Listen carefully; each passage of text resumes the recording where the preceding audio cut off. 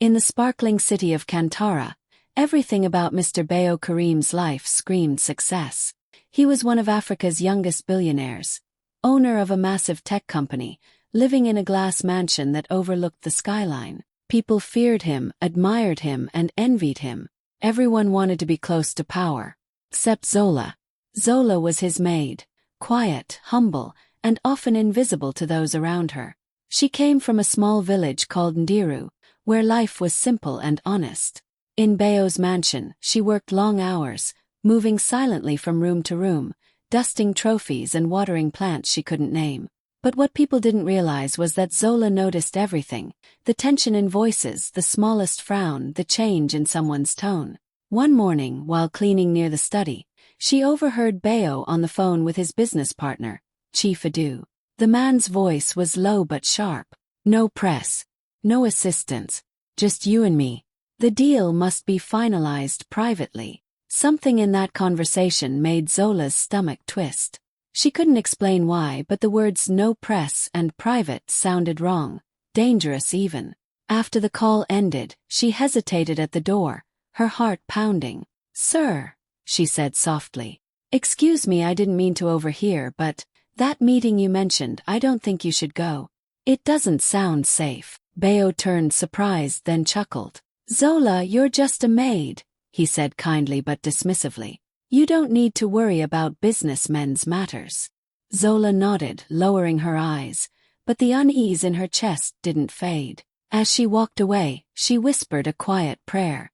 Something deep inside her, that same instinct that had protected her all her life, told her that this was more than just business. It was a warning no one would take seriously, until it was almost too late. Zola couldn't sleep that night. Every time she closed her eyes, she saw flashes. Fire, gunshots, people screaming. She woke up sweating, her heart pounding so loud she could almost hear it echo in the dark. She sat on the edge of her small bed in the servants' quarters, whispering to herself, "It's just a dream, just a dream." But deep down, she knew it wasn't just a dream. Felt like a warning. By the time the first light of dawn touched the city of Kantara, Zola had made up her mind. She couldn't stay silent. No matter how foolish she looked, she had to try again. She hurried to the main house, clutching her cleaning cloth nervously, her hands trembling. Mr. Bayo was already dressed in his crisp navy suit, surrounded by bodyguards checking their radios. His wife, Marion, sat at the dining table sipping coffee, scrolling through her tablet, barely noticing Zola enter. "Sir," Zola said quietly, her voice shaking, "please forgive me for speaking again, but don't go to that meeting today. I feel something bad will happen." Bayo looked up, startled. The room fell silent for a second. Marion scoffed loudly. "Oh, please," she said with a laugh. "This girl watches too many movies. Do your job, Zola, and stop worrying about things above your pay grade." Zola's eyes filled with tears, but she stood her ground. "Madam, I'm sorry, but it's not just a feeling. I had a dream. There was fire and gunshots and—" Her voice broke. "Please, sir, I beg you.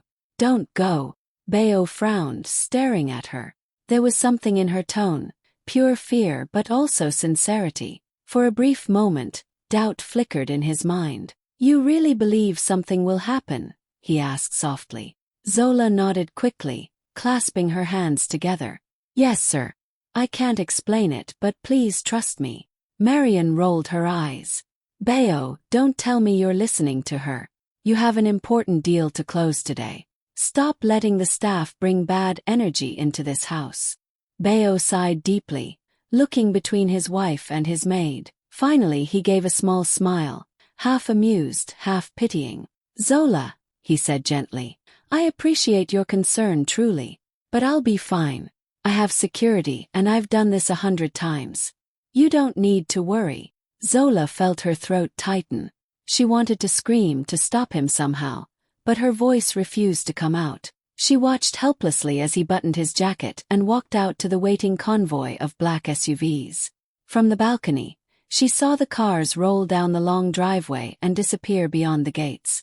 She stood there long after they were gone, whispering one last prayer. "God, please protect him. Please don't let my dream come true." As the sun rose higher over Kantara, Zola's heart grew heavy. She didn't know it yet, but that uneasy feeling wouldn't leave her, because somewhere, fate was already moving toward the moment that would change all their lives forever. The road outside Kantara grew emptier the farther Bayo's convoy drove. The city lights faded behind them, replaced by dry fields and old warehouses. His security team glanced around uneasily, but Bayo stayed calm, scrolling through his phone. The meeting was supposed to be simple: finalize a deal, shake hands and move on. But when the cars stopped in front of a half-finished warehouse surrounded by rusted containers, something in his chest tightened. Chief Adu stood near the entrance, smiling too widely. "My brother. You came," he said, spreading his arms. His laughter sounded hollow, forced. Still, Bayo followed him inside, his bodyguards close behind. The air smelled of dust and oil. A single table sat in the middle of the space with papers scattered on top. "Let's make this quick," Bayo said, adjusting his cufflinks. Adu's eyes flickered, and suddenly everything changed. Shadows moved from behind the concrete pillars. Within seconds, 5 men stepped out, all holding guns. The air went cold. Bayo froze. "Adu, what is this?" Adu sighed, almost regretfully. "It's nothing personal, my friend. Business must evolve, and sometimes old kings must fall." Before Bayo could react, the gunman pushed him into a chair and tore the phone from his hand. One of them hit his shoulder hard with the butt of a rifle. "Give us the company passwords," Adu ordered, pacing slowly in front of him. "Do that, and maybe you walk out alive." Back at the mansion, Zola couldn't sit still. She'd spent hours pacing, her hands shaking. Every noise made her jump. Her instincts screamed that something was wrong. Then she remembered. Before cleaning his car that morning, she had slipped her old phone under his seat to play music while polishing the dashboard. The phone still had a free location tracking app she used to keep track of cleaning supplies during errands. Her heart leapt. She grabbed her tablet and opened the app. A tiny blinking dot showed Bayo's car, far outside the city, near an abandoned industrial zone. Her hands trembled as she whispered, "Oh no, please God." Without wasting another second, she grabbed her phone and dialed the police hotline. Her voice shook as she explained who she was and what she'd seen. "Please, you have to help him. They took him somewhere outside Kantara, a warehouse near the old highway. I'm tracking his car right now." The operator tried to calm her, asking for coordinates. Zola quickly sent them through. When she hung up, she called again, this time the National Guard, repeating every detail she could remember. Tears streamed down her face as she whispered, "Please reach him in time. Please let me be wrong." Out there in that dark warehouse, Bayo was surrounded by men ready to destroy him. But miles away, in that small maid's room, a woman everyone ignored was quietly becoming his only hope. Bayo's heart pounded as he sat tied to the metal chair in that cold warehouse. Sweat dripped down his forehead, his shirt torn from the struggle. Chief Adu paced slowly in front of him, his gold wristwatch glinting under the flickering light. "Stop fighting, Bayo," Adu said calmly, though his smile was cruel. "You've had your time. Now it's mine. Give me the passwords, and you might live to see tomorrow." Bayo's jaw tightened. "You think you can steal my company and walk away?" he spat. "You'll regret this, Adu." Adu laughed softly. "Regret? Well, revolution." He motioned to one of the gunmen. "Teach him some humility." The man stepped forward, raised his gun, and a deafening shot rang out. The bullet tore through Bayo's shoulder. He grunted in pain, his body jerking against the ropes, blood staining his suit. For a moment everything blurred. The smell of gunpowder filled the air. Outside, engines revved and tires screeched. Then boom! An explosion ripped through the air, shaking the ground. Flames burst near the parked cars outside the warehouse. Adu's men panicked. "What was that?" one shouted. "Plan B," Adu growled. "Blow the rest and move out." More explosions followed, echoing across the empty land. Adu's men had rigged the vehicles to cover their escape. The fire spread fast, lighting up the dark sky. But amid the chaos, faint sirens began to wail in the distance. Adu froze. No. Who called the police?" Outside, flashing blue and red lights cut through the smoke. Police vans and armored vehicles roared toward the warehouse, officers shouting commands through megaphones. "Everyone out!" Adu yelled, pushing his men toward the back exit. They scattered like frightened dogs, firing random shots to distract the incoming officers. But it was too late. Several were tackled and arrested near the gate. Inside, Bayo slumped forward, bleeding and half-conscious. He could hear gunfire fading, footsteps running. Then heavy boots approached. "Mr. Karim, stay with us," a police officer shouted, untying him quickly. "Ambulance! Now!" The world around him spun. The pain in his shoulder was unbearable, but in the distance, through all the noise, Bayo thought he heard a familiar voice in his head, soft and trembling. "Sir, please, don't go to that meeting. Ola." They lifted him onto a stretcher and rushed him out as flames consumed the warehouse behind them. The night sky flashed with sirens and smoke as the helicopter blades began to turn. Minutes later, the helicopter lifted off, carrying Bayo toward the city hospital. His vision dimmed, his pulse weak. A paramedic pressed against his wound, shouting something he couldn't hear.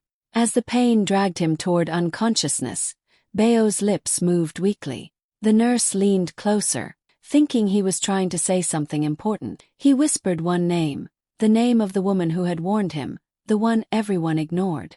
"Zola." And then his eyes closed, the sound of the helicopter fading into the night sky that she had prayed under. By morning, the entire country was buzzing. Every TV screen, every phone, every radio station carried the same breaking headline. Tech billionaire survives assassination attempt, saved by his maid. News vans crowded the gates of the Karim mansion. Reporters shouted questions, cameras flashed, and social media was flooded with photos of the explosion site. Everyone wanted to know, who was the mysterious maid who saved a billionaire's life? Inside the mansion, the atmosphere was tense. Marion, dressed in an elegant silk robe, paced the living room pretending to be distraught. "I told him not to go," she said dramatically to a journalist who managed to sneak in. "But my husband never listens. I was so worried all night." Her voice trembled, but her eyes didn't. She wasn't crying, she was performing. Moments later, the front doors opened, and Mr. Bayo Karim entered, pale but alive, his arm in a sling. The room filled with applause and relief. Marion rushed forward, hugging him tightly for the cameras. "Oh, thank God you're home," she said, glancing sideways to make sure everyone was watching. But Bayo didn't hug her back. His eyes scanned the room until they landed on Zola, standing quietly in the corner, her maid's uniform wrinkled, her hands folded nervously. She didn't want attention. She was just grateful he was alive. Before he could speak, his head of security, Mr. Denga, stepped forward. "Sir," he said clearly, addressing the reporters as well, "you should know, it was Zola who saved you. She tracked your car when no one else even noticed you were missing. She called the police and the National Guard. They found you because of her." The room fell silent. Marion's face froze mid-smile. That's not true," she said quickly. "I told her to do that." But Zola shook her head gently. "No, madam," she said quietly. "You told me to mind my work." Every camera turned to her. Her voice was soft but steady, carrying more truth than all of Marion's dramatics combined. Bayo's throat tightened as he looked at her, this humble girl from nowhere, standing there with such honesty and grace. He motioned for her to come closer. "Zola," he said, his voice low and warm, "you saved my life." She looked down, embarrassed. "No, sir," she whispered. "I just did what anyone with a conscience would do." He smiled faintly. "Then there aren't many like you left." For a moment, the room stayed silent, the kind of silence that carries respect. Even the reporters seemed to forget their questions. Cameras clicked softly, capturing a man who'd almost lost everything and the maid who refused to let him die. As Zola turned away, trying to hide her tears, everyone in that mansion, from the bodyguards to the jealous wife, knew the truth. No one else would have done what she did. No one else had the heart, the courage, or the faith. That morning, the world finally saw Zola, not as a maid, but as the woman who saw danger before anyone else and chose to act when others only watched. A week after the chaos, the Karim mansion had finally grown quiet again. The reporters were gone, the police had finished their investigations, and Bayo was recovering slowly. His shoulder was healing, but his mind was still full of thoughts about life, trust, and the one person who had seen what he couldn't. That morning, he asked his assistant to send Zola to his study. The request made her nervous. She stood outside the heavy wooden doors, fidgeting with her hands, wondering if she had done something wrong. When the guard finally opened the door, she stepped inside hesitantly. Bayo sat behind his desk, dressed simply in a white shirt. His expression was calm, kind, but serious. On the table in front of him were two things: a white envelope and a small velvet box. "Come in, Zola," he said gently. "Sit down." She obeyed, perching on the edge of the chair like a child in front of a teacher. He slid the envelope toward her. "You know," he began slowly, "when I first met you, I barely noticed you. You were just quiet, always working, always polite. But now I realize you saw more than any of us did. You saw danger, and you tried to protect me when even I refused to listen." Zola's eyes filled with tears. "Sir, please. You don't have to thank me. He held up his hand. "This isn't charity," he said firmly. "It's gratitude." He nodded toward the envelope. "Open it." Her fingers trembled as she tore it open. Inside were several documents. She read the first one and gasped. It was a property deed to a 2-bedroom apartment in Kantara City, fully paid for in her name. The next paper listed a university scholarship fund covering all her tuition and expenses. And the last one, a small certificate, showed ownership of shares in Bayo's company. Zola's tears spilled over. She shook her head, voice trembling. "Sir, I can't accept this. Too much. I'm just a maid." Bayo leaned forward, smiling softly. "Not anymore," he said. "You're the woman who saved my life, and my company. Loyalty deserves recognition, Zola. You didn't act for reward, but that's exactly why you deserve one." Zola covered her mouth, crying openly now. Thank you, sir.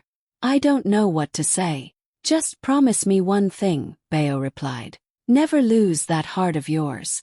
It's worth more than any company I could ever build." At the door, Marion stood silently, watching everything. Her face was stiff with jealousy. All her expensive jewelry, all her attempts to impress society, none of it compared to what Zola had earned with pure sincerity. For the first time, Marion saw the truth. Her greed had exposed her emptiness, while Zola's humility had made her shine. As Zola left the study clutching the envelope, she looked up toward the sky, whispering a prayer of gratitude. For years she'd been overlooked, ignored, treated like background noise. But now, for the first time in her life, someone powerful had looked her in the eyes and said, "You matter." And that, more than the apartment, more than the money, was the real reward. A few days after the incident, Zola quietly left the mansion. No big goodbyes, no cameras, no noise. Just a small suitcase, a folded uniform, and a grateful heart. While the media went wild calling her the heroic maid who saved her billionaire boss, Zola chose silence. She didn't want fame, she only wanted peace. But peace didn't last long. A curious journalist started digging into her story, wondering how a simple maid could sense danger better than trained professionals. What he found shocked everyone. Zola hadn't always been a maid. Years ago, she was a top student at a technical college, studying engineering. Her teachers called her brilliant, the kind of girl who could fix machines, write code, and design systems without breaking a sweat. But when her mother died suddenly, everything changed. Zola had to drop out and take care of her younger siblings. The bills piled up, and she took the first job she could find, cleaning floors and serving tea in the homes of the rich. The journalist published her story with the headline, "The Maid Who Outsmarted Corporate Assassins." Overnight, the internet exploded. People couldn't stop talking about her. Comment sections flooded with love and admiration. Some called her the genius in disguise. Others said she was proof that education and talent could never be hidden, no matter where life placed you. Meanwhile, in Bayo's company headquarters, investors began to see Zola as more than just a story. Her courage and instincts became a symbol of intuition, loyalty, and humanity in business. The company's stock value skyrocketed. Media houses ran interviews, brands wanted to sponsor her education, and schools started teaching her story as an example of humility and wisdom. Back in her small apartment, Zola sat quietly watching the news, tears welling in her eyes. She remembered her mother's words. Even if the world forgets you, your goodness will speak louder than your name. Now those words had come true. Bayo tried calling her, but she didn't answer. She didn't want attention or money, only to live with dignity, to care for her siblings, and to keep learning. Yet deep inside she felt something shift. She wasn't just a maid anymore. She had become a symbol, a reminder that greatness doesn't always wear a suit. Sometimes it wears an apron and carries quiet courage in its heart. And though the world called her the maid who saved a billionaire, Zola knew the truth. She hadn't just saved a man's life. She had proven that even in the most ordinary hands, extraordinary power can live. Months passed, and Zola's life transformed completely. With Bayo's support, she went back to school, not as a maid this time, but as a determined woman with a purpose. Every night she studied hard, fueled by the memory of how people used to look down on her. Her grades soared, and by graduation day, she stood on stage in a crisp navy gown, smiling through tears as her name was called. Top of her class, Zola Ndlovu. The crowd erupted in applause. Cameras flashed. Bayo and his wife Marion sat in the front row, clapping proudly. Even Marion, who once looked at Zola with jealousy, couldn't help but admire her now. Zola had turned pain into power, and struggle into strength. A few months later, at Bayo's company headquarters, the grand hall buzzed with excitement. Employees gathered for the annual leadership event, whispering about the mysterious new department head. When Zola walked onto the stage in a tailored suit and calm confidence, the entire room fell silent. The announcer smiled and said, "From sweeping floors to saving an empire, please welcome our new head of risk analysis, Miss Zola Ndlovu." The crowd erupted again, this time in awe. The same people who used to mock her for being just a maid were now clapping, their faces filled with respect and maybe a bit of shame. Some of them couldn't even meet her eyes. Zola took the microphone and said softly, "Sometimes life takes you to the floor, not to keep you there, but to teach you how to rise stronger than ever." Her words echoed through the hall. Bayo stood proudly behind her, knowing that his faith in her had changed not just one life, but the company's entire culture. Meanwhile, far away in a courtroom, Chief Edu faced justice. The once arrogant man who had plotted to destroy everything was now wearing handcuffs. The judge's gavel hit the desk. 25 years in prison. As guards led him away, he muttered under his breath, "A maid. This can't be how it ends." But it did. Because in the end, justice doesn't care about titles, wealth, or power. Only truth. Back at the company, Zola looked out from her new office window, the same building she once cleaned late into the night. She smiled as she saw her reflection on the glass. She wasn't the maid anymore. She was the woman who changed everything. And as the sun set over the city, one thing became clear. The world may have underestimated her once, but now they would never forget her name. A year later, life came full circle. Bayo Karim, once the proud billionaire nearly destroyed by greed and betrayal, stood before a crowd of reporters and flashing cameras. This time, he wasn't announcing a new product or a merger. He was stepping down as CEO to run for public office. His voice was steady, his expression calm. "When I was blinded by power," he said, pausing to look at the audience, "she saw what I couldn't. That trust is the foundation of everything." The cameras turned instantly to Zola, who sat quietly in the front row. The applause grew thunderous. She looked humbled but calm, her eyes glistening. For her, this wasn't about fame. It was about knowing she'd done the right thing when no one else did. Later that evening, during the press reception, Marion approached her. The same woman who once looked down on her now stood hesitantly, clutching her purse with trembling fingers. "Zola, I was wrong," Marion said softly. "I let pride make me cruel. I hope you can forgive me." Zola smiled gently, not with bitterness but with quiet strength. "Mrs. Karim," she replied, Respect isn't something you demand after shame. It's something you give before it. For a moment, the whole room went silent. Even the reporters who had come for gossip now found themselves wiping tears. Zola's words carried a weight no speech could match. Simple, honest, unforgettable. Marian nodded slowly, her eyes filling with regret. She knew she had lost more than just her husband's trust. She had lost the chance to treat a remarkable woman with dignity when it mattered most. As the night continued, Bayo spoke with voters and officials, but his gaze kept returning to Zola, the woman who saved his life, rebuilt his conscience, and became a symbol of integrity across the nation.